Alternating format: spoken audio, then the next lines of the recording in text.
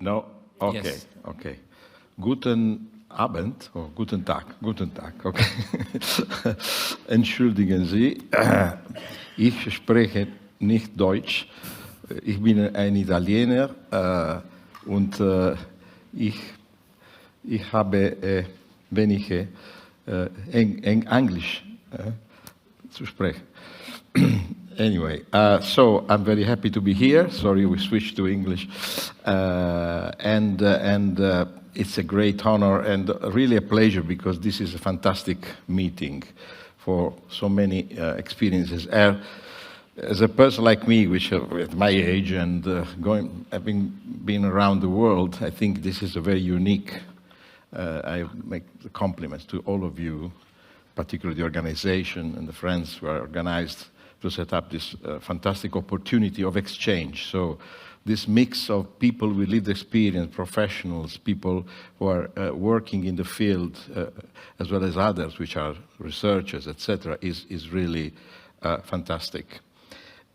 So I will, of course, I have some words written there, some slides. I will be very quick because it's very difficult to summarize so many years of this experience in Italy, particularly in Trieste. So excuse me because I will be not so probably effective, and sometimes I don't find the words to explain this. But important to remind that Franco Basaglia was the great man who started all this. This year is the celebration of his 100th anniversary of the birth. There are some events across the country, but he's celebrated sometimes as a thinker, even a philosopher.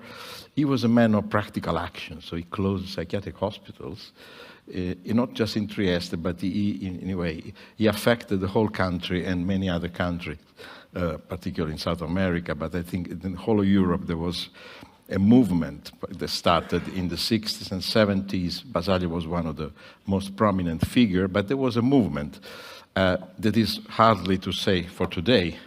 We are all in our boxes, we try to do the best, but it's difficult to connect, and I think that's why this occasion is so precious. So Basaglia was based on the experience as an academic, but he moved to a psychiatric hospital in Gorizia, particularly in the 60s. 61, he started to set up an action in a very rough psychiatric hospital at the border of Italy, where people were really abandoned. They were doing nothing. The patients, 600 patients were there. He started to collect the stones from the garden with the patients because there was no activity, nothing.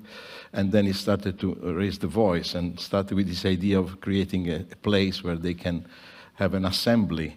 And then this practice became the therapeutic community because he also visited Maxwell Jones in Scotland doing some similar thing, a little bit more technical, but Basaglia was more political. So to raise the voice, people saying their needs, and they started to. There are some impressive documents also you can find on YouTube called La Favola del Serpente, is a film by a Finnish filmmaker where they are voting in the assembly if they should be paid as an actor by the filmmaker or not. And someone said, and then the decision was no, because this is a political action to make the world knows what's happening here, so the liberation of people in the world. So the premise is, number one, is freedom, premises for care and restitution of rights. And also he realized that illness is shaped by the institution, including the phenomenology of the illness, as was demonstrated by well-known studies at that time, Erving Goffman, but previous Russell Barton, concept of institutional neurosis, and other studies that, of course, Foucault in different ways. And established this idea of the moving toward the liberation, an open door approach, and try to overcome the contradiction, the basic contradiction that we are dealing in psychiatry, which is between care on one side and custody. Custody because there is a mandate by the society, by what is at the time called the power, to control people with different behaviors, to control people who are not as the others, so considered different, alien, etc., not understandable, with a number of prejudices that at that time were so strong, but today are still. So a critical practice started. Basaglia said the institution must cure itself before pretending to cure anyone. It thought that it was important to challenge the hierarchy, the use of power, the oppression, and so develop all these things. This is the famous blue horse that was you also show at the beginning of the conference. Marco Cavallo. This was paperwork by a workshop of patients, artists, and professionals, brought in '73 across the city. Most of the people who went out from the hospital were still inmates, were obliged to be inside. So this was a great challenge to the social order at that time. This is Marco Cavallo in Villa Fulcis, in one of the first community collective holidays of the first groups getting out from psychiatric hospital to experience living together.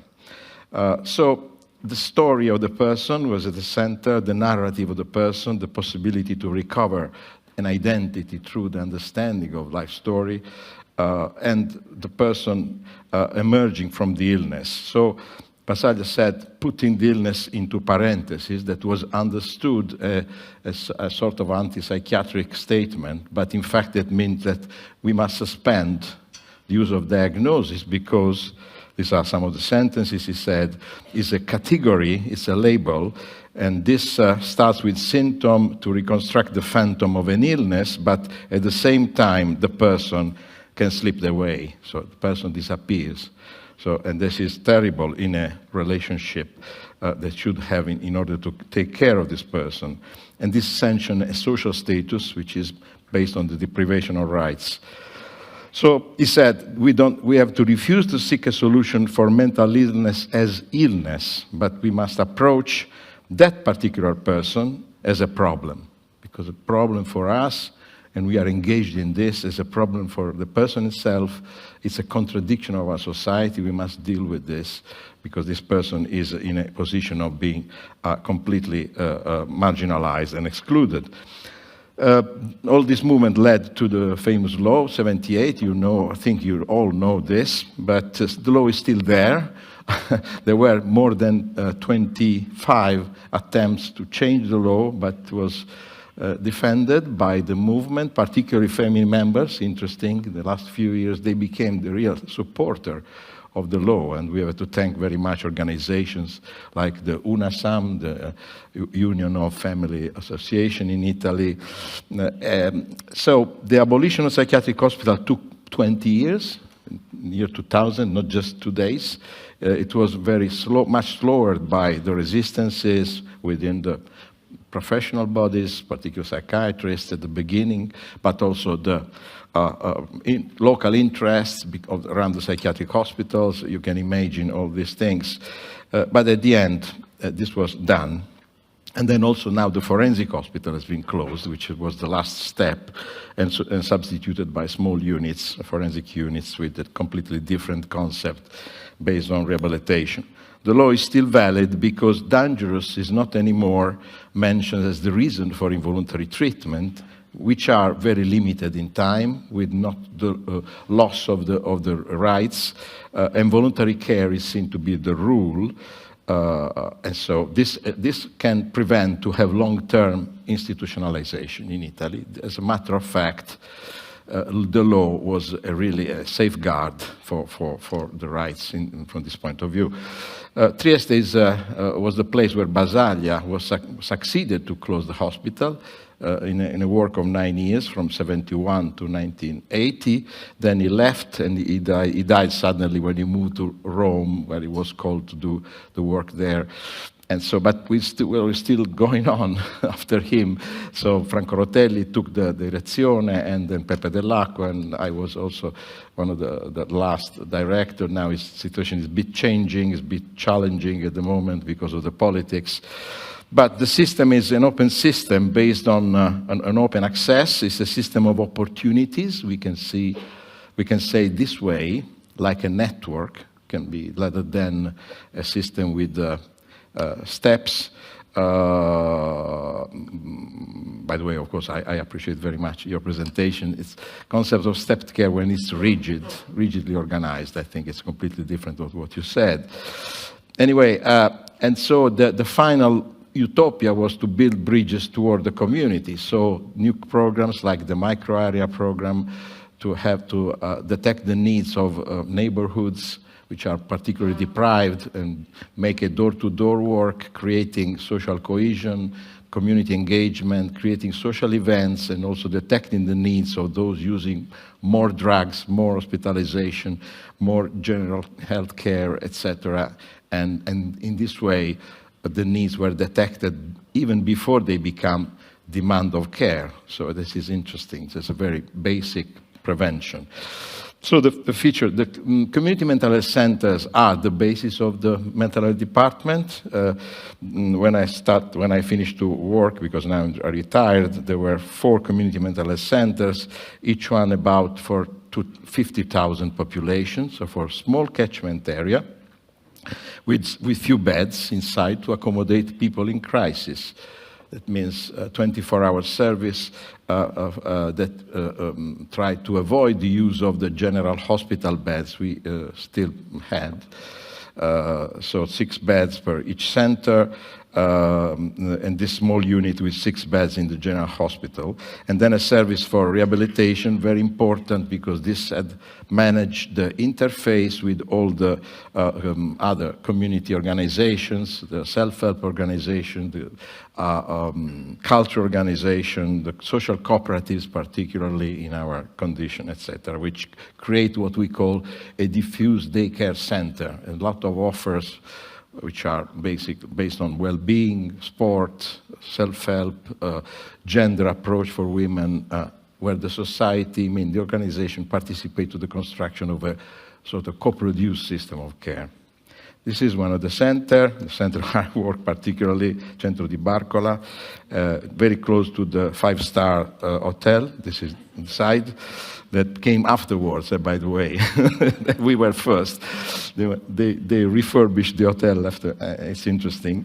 And these are some of the example of the rooms inside. So the importance to have enabling environments, places which are not similar to hospital, but similar to people's homes. So where normalization can happen in the sense of anyone can be hosted or be, in a way, the owner or co-owner of the service. So the clients are not just, they are the owner. So, and they can have their relatives, their friends when they are hosted in the center. It's an open space. So these are the drivers based still on the concept of deinstitutionalization. That means moving from I heard before, one-size-fits-all system based on boxes where you put the person to an individualized, tailored system of care around the individual with an open access that can allow that flexibility of care that you need. Someone can come just once, someone can come every day if needed when they require care or the service reach out in their homes, etc. The open doors are everywhere. There is not a single place, including the general hospital unit, which has closed doors. And this means that the staff has started to learn how to manage through relationships, through negotiation, even the difficult situation. It's possible. It's nothing rocket science. It's just common sense and being together with people who are suffering and try to talk with them, try to assist them in a difficult moment of life. So empowerment, of course, is another important. Yeah, the criteria of the service. The service is responsible for its catchment area. I can say this is a very simple concept that today has been a little bit forgotten because there is a lot of talking about specialization. I heard from Matthias Jäger's presentation also a very important reflection on it. So that's the modernity of the trend. You must be specialized, doing sectorized approaches. But the problem is that who is responsible for the overall pathway of care of the individual? So we think that the service must be responsible and accountable to a given community. That's their service. The community that must have their service. So service which is accessible, proactive, and possibly providing therapeutic continuity, so not having transitioning care, which is the rule today. If you go to the UK, for instance, the functional model means that the person they call now the pinball system. Because the person goes from one team to another, is assessed and reassessed all the time. They have to tell their story 10 times in their life, 20 times in their lives. They change the person of references. No one is in charge about the destiny of this person. So everyone does his piece. That's the problem. So the teamwork is different, because the teamwork tries to combine, I heard about case management. It's, of course, an interesting way of putting responsibility on some individuals within the organization. On the other hand, I think the team approach is very important to rebalance and complement, because otherwise, now today they are called the care coordinators. They are alone, they're isolated, they are not omnipotent, and when they don't develop a good relationship with the client, what they do involuntary treatment. So people end in hospital because of the failure of the therapeutic relationship with single individuals, rather than relying on an organization that is, in a way, complex and providing complex care. And of course, the concept of whole life approach, look at all the needs of a person in a holistic way, not just look at the illness, if you remember Basalia's sentence I mentioned at the beginning. So the pathways of recovery should be a seamless pathway of care, from the first contact with the assignment of a key worker, but also relying on a team, a process of gradually understanding the problems of the person. Another obsession today is assessment, assessing, detecting symptoms, and that's it. While the problem is to establish a relationship, a very simple concept. And the concept of risk is substituting what I heard yesterday, very interesting, of course, relational security, a concept of security based on relationship, on establishing trusted relationships, etc. And then, so in this way, you can develop even sometimes with the difficult results or with difficult actions and problems, a relationship that can be negotiated and avoid the use of involuntary care, because the service is flexible to discuss with the person, and creating opening to opportunities like home, housing, work in the process of care, not delegated to other agencies. The concept of outsourcing, which is today so popular. So everyone does his piece, segmented, fragmented care. This cooperative, for instance, they provide a number of activities. You can see they can manage even a small hotel, restaurants, they can manage office services, of course, cleaning in the services, gardening, and these are real business-like organization, but they are aimed by social goals. That means including people with disabilities, including people with difficulties of any sort. And the personal healthcare budget is another interesting addiction, because in the last 15 years we started to use for people with more complex needs, which must be supported in their daily life. We developed the healthcare budgets with a healthcare program with the person, and the contribution of the NGOs to fulfill the objectives of that program in the way that the person likes and can have a choice. That's so every year 160 clients are supported by healthcare budget, which are part of the budget of the mental health care. So it's not a social add, it's just part of, because you have to address the social determinants of health, as today we heard from the scientists that are so demonstrated to be so crucial. Of course, I talk about liberty is therapeutic. I've seen in Mattia's photo, the slogan, La libertà terapeutica. We also discussed with our friends in the Netherlands that freedom first must be another concept, with probably more similar to today's narrative about housing first. So freedom is a precondition for developing therapeutic relationships, for developing care. So we must take the risk of freedom, which is very important. So the approach is based on this holistic approach, ecological approach that includes the social network, the family, etc., and legal approach that means look at the civil rights of the person. They are individuals, they are citizens. So helping the person and not treating the illness, treating this person as a citizen, maintaining the social roles of this person, addressing the needs, practical needs of their lives, and fostering, supporting recovery, and change the attitude in the community. These are some of the values which are shared. We are thinking that organization cannot be based just on procedures, as today you can find in mental health very much. There's rigid procedures, top-down, while you must start with the principles. The principles must be then embedded in procedures, if you want, or in processes of care, better, and in practical interactions, because they must be, in a way, embodied by people. So people are professionals, people are users, people are the carers at large in the society. So look at the quality of the relationship. That's the final indicator that the processes are going the right way. For instance, the concept of hospitalization can be moved toward a concept of we call hospitality. In the mental health center, the person is not an hospitalized patient, is a person which is hosted for a while when in crisis by the same team, by the same service that is providing ongoing care, so that knows the person, that the person knows, etc. So this means having flexible rules, relationship, which are not based on the rigidity and rituals that hospital, of course, can include, can involve. And in this way, you can have an open doors too. You can manage the open door system instead of having locked doors, isolation that brings restraint and violence as the consequence. That are natural consequences of the kind of choices you can have.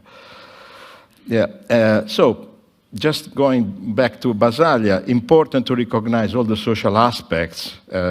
So Basaglia was speaking about recovery in the early days, and he said recoverability, we can say in English. He said this has a price, sometimes is as an economic and social fact rather than just a technical and scientific event. So it must be embedded into the response to the practical needs of people, the primary needs, of course, but also the pathway toward autonomy. People must be receive the resources which are needed, like money, home, work, etc. And another important concept that Basaglia introduced in our idea of services is that services are not just to take care of people when they are sick. It's a place for social integration, for social inclusion, where you can also play your healthy parts. When you go to the service, you can help others, you can be there, you can come for socialization, for social activities, and you can have social activities with other members of the community, like volunteers, like community organization. In this way, the barriers between the psychiatry and the normal world can be lowered, and this is very important for destigmatization. So health and disease are part of our lives. Everyone can recognize. So this concept of reappropriation of health, anyway, don't want to go more. Yeah, it's the redistribution of power, recognition of the social issues. For instance, in our research on recovery based on interviews that has been published in several publications, some in Italian, but there is also 2 monographs done with Larry Davidson and an international group on recovery. The turning points in the experience of recovery were based on opportunities provided by the service. For instance, opportunities for work, social activities, sports, situations where the person can play a different identity rather than being the patient, but being with others in different ways, so new identities. Social participation, that means being affiliated to a club, the move from groups in the center to groups in social clubs outside where other people can contribute and participate. So the political awareness to be in the mental health system is an important issue to discuss. So the passage toward social participation also, of course, include the peer operators, self-help groups, as support networks, the part of a community of peers, and of course the material resources, as I said. The experience we had with work is that work is definitely the most important way out of the psychiatric circuit, because you become a worker of the cooperative, maybe, or a normal business, like if you are supported by a work grant during your training, and this is a shift in the identity. It's very important. And people in the cooperative, they don't talk about themselves as being the user of the service. They are members of the cooperative. The cooperative is theirs, because they are members, equal members, etc. Okay, so these are reconstruction of social role, etc., working on the subjectivity, working with power. Of course, the role of the service, as I explained, must be accessible, as I said. Working on the therapeutic relationship is very important, because they are based on a shift in power that call into question also the therapist, I mean the clinician, with the certainties of the clinician. So sometimes we must guide the people in their recovery, like witnesses of the recovery process, and protect and promote the recovery processes through relationship, and move from an idea of fear, that is, we don't confess, but that's the basic idea which for the organization of psychiatric services across the world. Fear of the stranger, fear of the alien, something to control, to be controlled in some spaces. Moving from fear to trust is a big jump, but it's the thing that we must try to do. And then within trust, we can nurture hope for both sides, I mean, professionals and users. Yeah, so I think it's breaking rules, breaking roles is important, moving toward the whole life, take into consideration the political implications of this. I heard about social justice. All these things, of course, are related to an idea of citizenship. And the good practice service has been mentioned, particularly by Matthias before. What I would like to say, the WHO guidance is interesting, is a piece of work which is relevant. On the other hand, I am a little bit ambivalent with the idea of conceiving just alternatives to the system rather than trying to change the system as a whole. Alternatives, of course, are fine. Better to have alternatives than not. On the other hand, this can't be just to renounce, to try to change, to make more wider changes, which are important. For instance, we talk about specialization, having comprehensive services which avoid the risk of fragmentation of care, organizations based on rights, comprehensive 24-hour services, no restraint, locked doors, and locked doors, or this, of course, trying to play the values, the person, freedom, recognize the power, negotiation, etc. So all these are alternatives to coercion, and create a no-restraint general framework which becomes an ethos of the service. Something which is an overarching value that anyone should respect, rather than having techniques for avoiding coercion.